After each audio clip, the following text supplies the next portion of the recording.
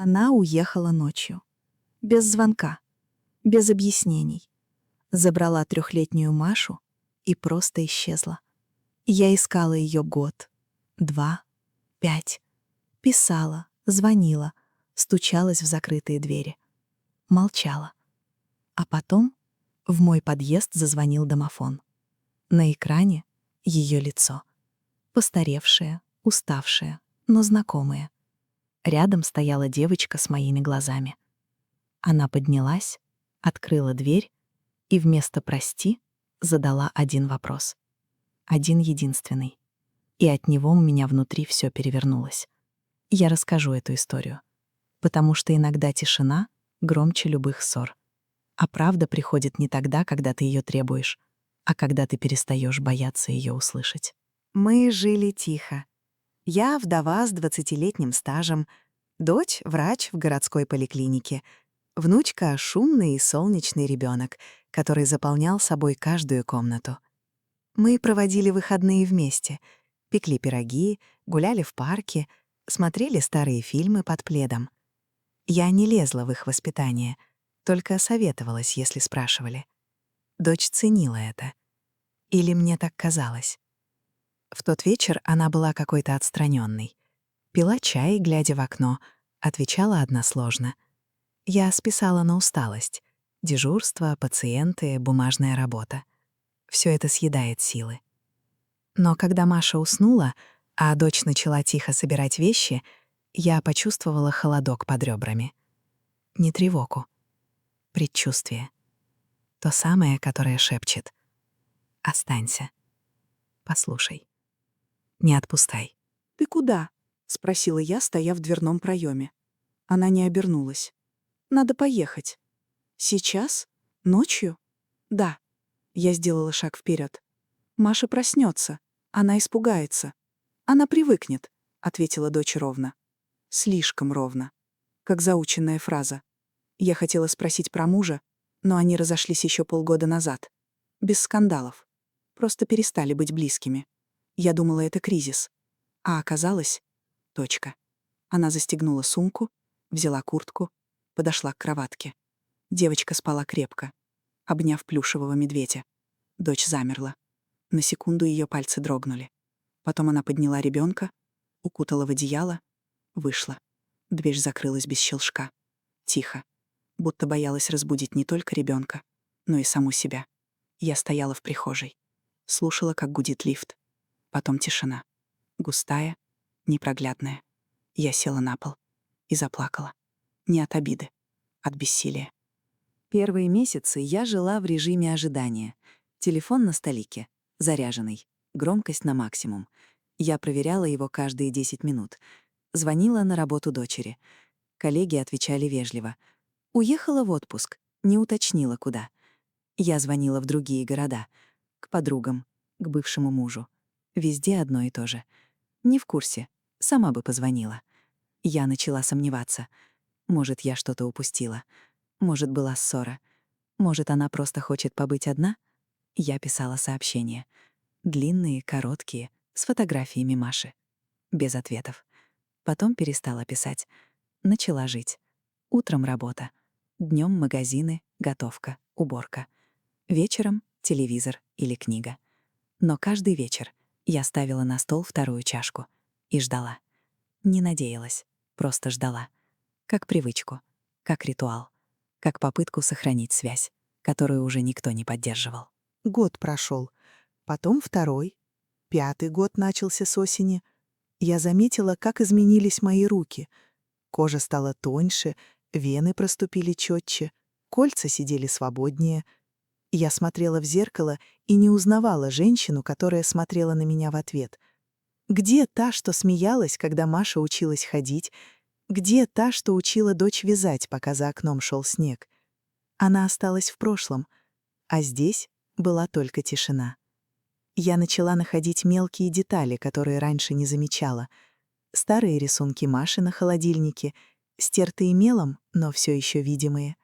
Пустой стул за кухонным столом, пыль на полках, куда раньше я не дотягивалась. Я не выбрасывала вещи, не переставляла мебель, оставляла все как есть.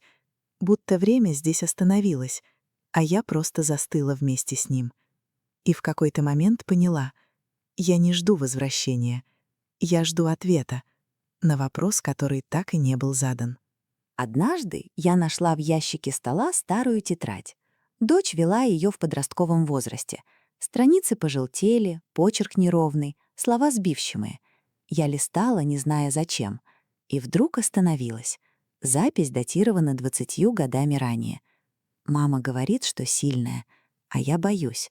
Боюсь, что не справлюсь. Боюсь, что буду такой же, как она, что тоже буду все тащить на себе, что тоже буду молчать. Я закрыла тетрадь. Руки дрожали. Не от злости, от понимания.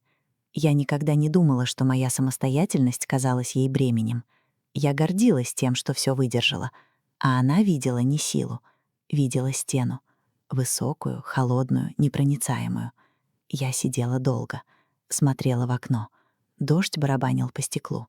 И впервые за 5 лет я позволила себе заплакать не от потери, а от осознания.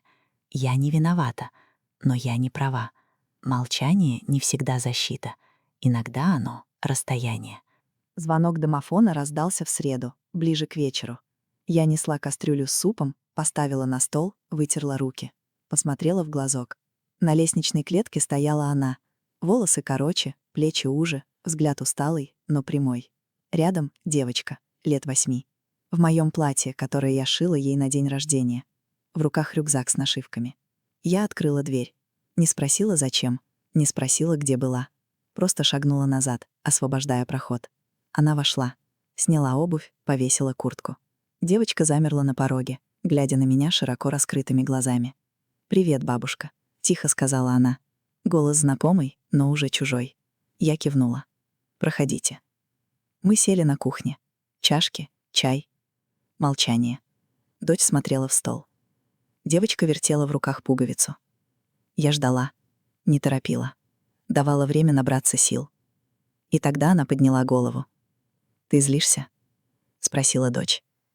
Я посмотрела на нее, потом на внучку. И поняла. Это не вопрос. Это проверка. Готовы ли мы начать сначала? «Злиться?» — переспросила я. «Да, за то, что уехала, за то, что не звонила, за то, что лишила ее бабушки». Я помешала чай. Ложка звякнула о фарфор. «Я не злюсь. Я устала бояться». Дочь выдохнула, словно ждала этого ответа. «Я уехала, потому что не могла дышать», — сказала она тихо. «Ты была идеальной, сильной, всегда знала, как надо. А я ломалась. Внутри. Каждый день. Я боялась, что не стану хорошей матерью, что передам ей твою холодность, твою привычку все терпеть. Поэтому я уехала, чтобы научиться быть другой. Я смотрела на нее, видела не беглянку, видела ребенка, который пытался выжить. Внучка подняла на меня глаза. «А ты правда не злишься?» — спросила она. Я улыбнулась. Впервые за 5 лет. По-настоящему. «Нет. Я рада, что вы вернулись». Они остались на 3 дня.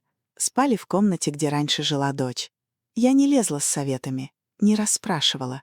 Просто готовила, убирала, давала пространство. Вечером 3-го дня дочь зашла на кухню. «Мы снимаем квартиру в соседнем районе», — сказала она. «Я устроилась в клинику. Работаю. Учусь заново быть мамой. Это трудно, но честно». Я кивнула. «Хорошо. Ты разрешаешь нам приезжать?» «Я не разрешаю. Я жду». Она улыбнулась. Слезы блеснули в глазах. Не от боли, от облегчения. Девочка спала в зале. Я накрыла ее пледом, поправила подушку, посидела рядом. Слушала ровное дыхание. И поняла. 5 лет тишины не были наказанием. Они были дорогой. Дорогой к себе, к пониманию, к прощению. Я не потеряла дочь. Я дала ей время найти себя. И теперь мы начинаем сначала. Не с чистого листа, с исписанного, перечеркнутого, но честного.